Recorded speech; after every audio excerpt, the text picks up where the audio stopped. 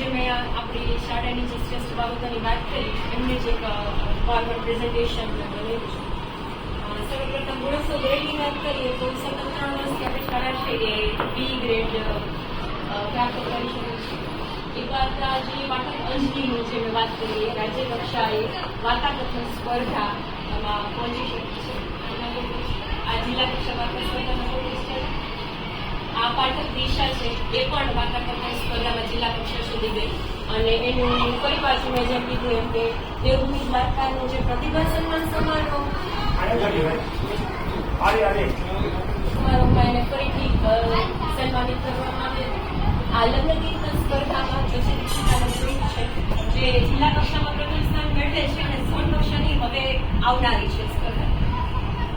CET એક્ઝામમાં શ્રેષ્ઠ પ્રદર્શન કરી અને 9 વિદ્યાર્થીઓ છે એ મેરિટમાં પણ પસંદ થયા છે. ત્યારબાદ આપણી શાળાના પ્રતિભાશાળી બાળકો છે જોશી મેઘાબેન અને કોહિની વિશાખાબેન. પ્રતિભાશાળી બાળકોની સાથે સાથે પ્રતિભાશાળી શિક્ષકો જેમાંની એક હું અને મારા સાથીદાર જયશ્રીબેન અમને પ્રતિભાશાળી શિક્ષક તરીકેનું સન્માન પ્રાપ્ત થયેલ છે. ત્યારબાદ કલામાં કુંભમાં જયશ્રીબેન છે એ જિલ્લા કક્ષાએ દ્વિતીય સ્થાન મેળવેલ છે કાવ્ય લેખન સ્પર્ધામાં અને કાવ્ય મીરાબેન છે એ ગઝલ શાયરી લેખન સ્પર્ધામાં પ્રથમ સ્થાન મેળવેલ છે. આ બાદ ઇનોવેટિવ શિક્ષકોની જે મેં વાત કરી એમ હું અધ્યાપક રેખાબેન અને કોરાટ જયશ્રીબેન છેલ્લા 4 વર્ષથી કોન્સ્ટન્ટ આપણી શાળાનું ઇનોવેશન જિલ્લા કક્ષાએ રજૂ થાય છે દર વર્ષે.